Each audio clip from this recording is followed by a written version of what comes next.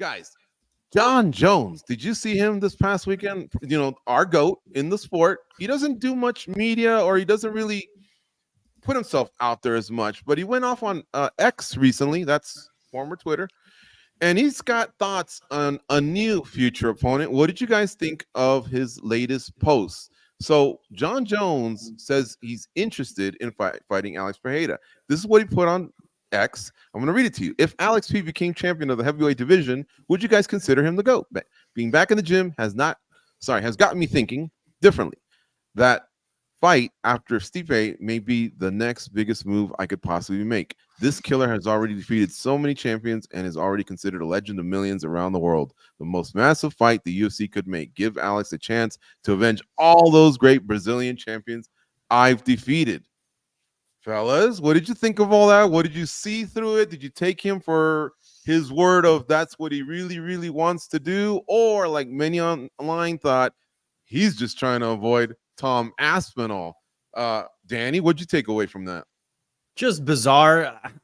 I really do think that he's just using that as sort of a tool to take a shot at Aspinall. Like, look, you're so irrelevant. I'm not even thinking about you. I'm looking past you.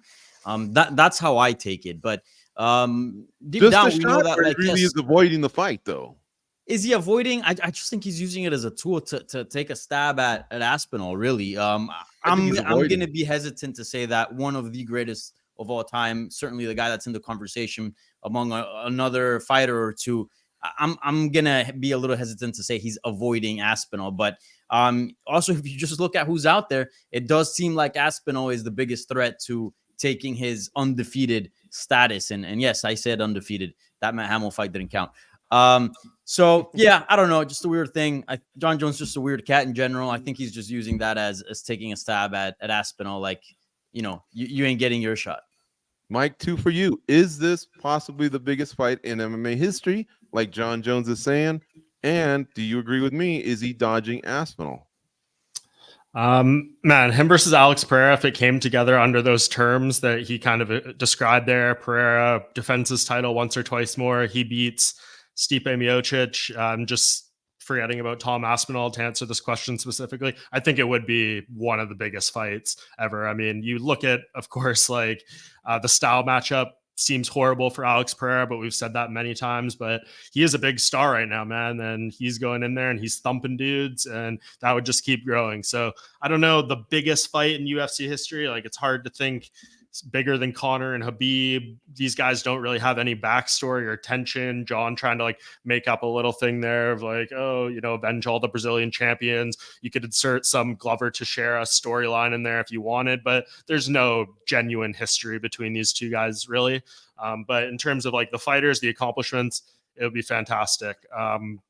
But as you said, is he avoiding Tom Aspinall? I don't know. I mean, the whole thing is just so weird, right? Like he's not avoiding anyone right now because he's fighting Stipe next. It's not like the UFC is trying to push to make that fight happen. It's clear they want the Stipe fight next. So like until he gets through that and Tom Aspinall is legitimately offered or he defends his interim title and the timing is like, okay, this is what's going to happen. We all right now just think that's what should be next. It's not what's going to be next.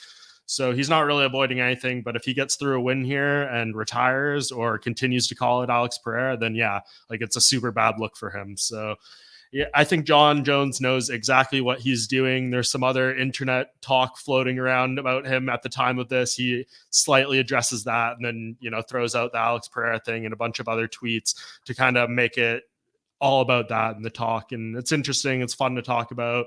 These are big names, big fighters, significant fights, but can we just book the Stipe Miocic fight and get it out of the way since we so clearly need to make that happen? And then all this talk becomes much more intriguing right now. And if they say they didn't want the Stipe fight to be happening anymore and we're going to go in a different direction, these are two freaking awesome matchups for Jon Jones. So Mike, give me all of it, but I don't want to see Stipe. Maybe not the biggest fight in MMA history, but Pereira Jones, the biggest fight you can make today. It's got to be up there, yeah. I think so. I mean, like, would Conor and Islam be bigger?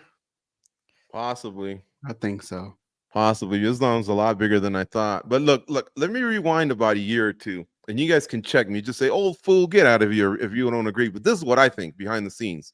It's convenient for the UFC to do Miocic and Jones. I don't think they think it's this big windfall. It's still bitterness over what happened with Ngannou, because as long as Ngannou walks the planet, that's the baddest man on the planet. Now he's getting further away from that, because now he's been knocked out in boxing and he hasn't been fighting in MMA, and who knows what Pereira, how that fight might be or whatever. But I still think it was their way of making their guy the baddest man on the planet and making Jon Jones look good, especially after he took care of Gon.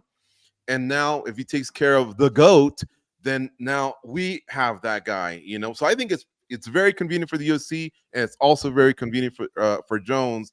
And I'm not a conspiracy guy, but I mean, I don't know. I think I've been around long enough that I see things. That's all I can say. Yeah, I mean, the convenient thing would be booking the heavyweight champion against the interim heavyweight champion. Like, that's obviously. Anytime you ask Dana about that, he's like, "Oh, it's undisputed against interim. That's why we're doing it." But this time they're not doing it. And let me go to you for this. How big was Anthony Joshua, who we mentioned earlier, right?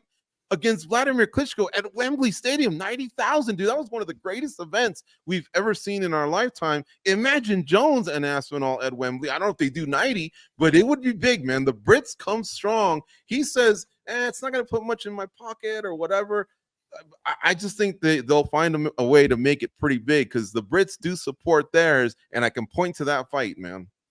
I think this whole Jon Jones situation would be so much easier to evaluate and give an opinion if we just knew how many fights he really had left in him.